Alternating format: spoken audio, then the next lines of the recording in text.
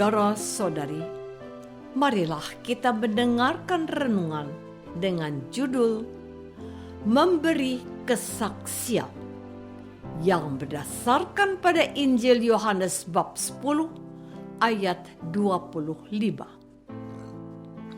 Yesus menjawab mereka, "Aku telah mengatakannya kepada kamu, tetapi kamu tidak percaya.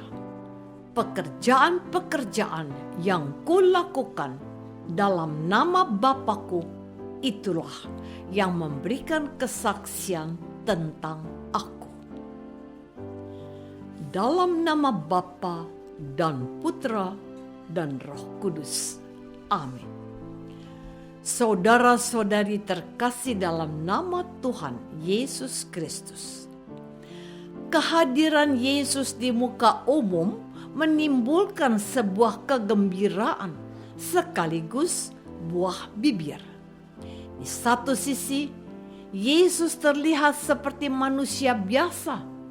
Namun, di sisi lain, Yesus menunjukkan hal-hal luar biasa yang tidak mungkin dilakukan oleh manusia. Dalam bacaan Injil hari ini menceritakan bahwa tidak lama kemudian tibalah hari raya pentahbisan Bait Allah di Yerusalem. Dan Yesus berjalan-jalan di Bait Allah, di Serambi Salomo.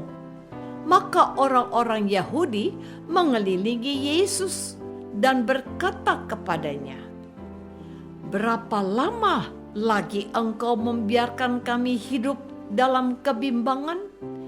Jikalau engkau Mesias, katakanlah terus terang kepada kami." Yesus menjawab mereka, "Aku telah mengatakannya kepada kamu, tetapi kamu tidak percaya. Pekerjaan-pekerjaan yang kulakukan dalam nama Bapa-Ku, itulah yang memberikan kesaksian tentang Aku, tetapi kamu tidak percaya karena kamu tidak termasuk domba-dombaku. Domba-dombaku mendengarkan suaraku, dan Aku mengenal mereka, dan mereka mengikut Aku." Ini berarti ada orang Yahudi yang membuka hati dan ada yang menutup hati mereka kepada Yesus. Saudara-saudari terkasih, kepada orang-orang yang menerima kesaksiannya, Yesus berkata, "Aku memberikan hidup yang kekal kepada mereka, dan mereka pasti tidak akan binasa sampai selama-lamanya, dan seorang pun tidak akan merebut mereka dari tanganku. Bapa-Ku yang memberikan mereka kepadaku lebih besar daripada siapapun, dan seorang pun tidak dapat merebut mereka dari tangan Bapa." Kemudian Yesus memberi sebuah penegasan bahwa Yesus dan Bapa adalah satu. Penegasan bahwa Yesus dan Bapa adalah satu memberikan sebuah jaminan bahwa Allah merestui dan mengakui semua perbuatan dan perkataan Yesus sebagai sesuatu yang baik dan benar. Lewat persatuannya dengan Allah, Yesus tidak mungkin melakukan hal yang bertentangan dengan kehendak dan rencana Allah. Sebaliknya, masih banyak orang Yahudi yang ragu-ragu dengan Yesus sebagai putra Allah dan juru selamat, seperti ramalan para nabi yang tertulis di Perjanjian Lama. Saudara-saudari terkasih, Yesus sudah berusaha meyakinkan orang Israel yang hidup pada zaman itu. Dan sekarang dengan bantuan teknologi seperti mesin cetak untuk mencetak kitab suci maupun media sosial lainnya saat ini membuat semua orang, termasuk kita umat Kristiani, memiliki kesempatan yang lebih besar untuk percaya kepada Yesus. Dalam teks Injil Yohanes hari ini, Yesus menunjukkan kepada kita bahwa pekerjaan-pekerjaan yang Yesus lakukan adalah sebuah kesaksian yang sangat besar dan tidak tertandingin.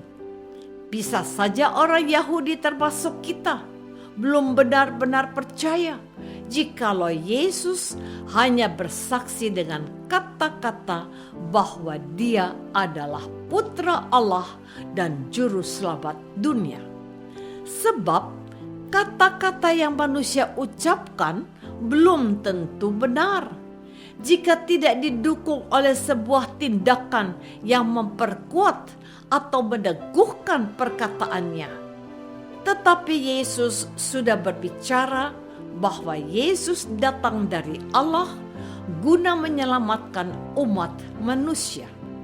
Yesus tidak hanya berbicara, namun dengan perbuatan-perbuatan yang luar biasa. Pekerjaan-pekerjaan luar biasa yang Yesus lakukan di antaranya ialah membangkitkan orang mati, mengubah air menjadi anggur, menyembuhkan orang kusta, mengusir roh-roh jahat, dan menaklukkan kuasa iblis. Saudara-saudari terkasih, sebagai pengikut Yesus, hidup kita ada sebuah kesaksian bagi dunia, khususnya orang-orang di sekeliling kita.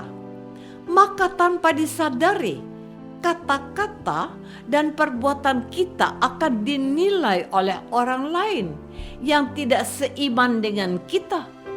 Apalagi dengan kecanggihan alat-alat teknologi sekarang ini, perbuatan dan tutur kata kita bisa dengan cepat dibaca, dilihat, dan dengar oleh orang-orang dari seluruh penjuru dunia. Kita bisa dengan mudah melihat tindakan Sri Paus yang membasuh kaki para tahanan. Karena itu, kita bisa belajar dari Yesus bagaimana Yesus memberi kesaksian tentang siapa Yesus. Tidak hanya lewat kata-kata, tetapi perbuatan. Namun, kesaksian dengan kata-kata sangat terbatas, sebab daya ingat manusia ada batasnya. Kita jarang sekali mengingat banyak hal. Akibatnya, kita pun bisa melupakan banyak hal dalam hidup kita. Tidak hanya melupakan janji-janji yang kita buat, tetapi kita juga melupakan firman Allah yang setiap hari Minggu kita dengar. Berbeda dengan kesaksian lewat perbuatan, sebab perbuatan akan selalu kita kenal.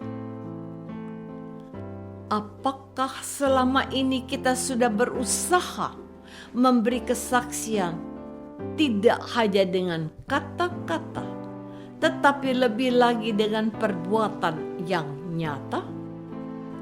Marilah kita berdoa.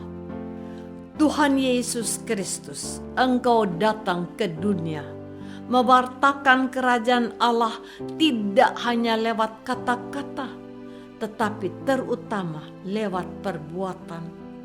Bantulah kami untuk memberi kesaksian lewat cara hidup nyata, dengan setia dalam berbuat baik, setia dalam janji perkawinan dan tugas kami.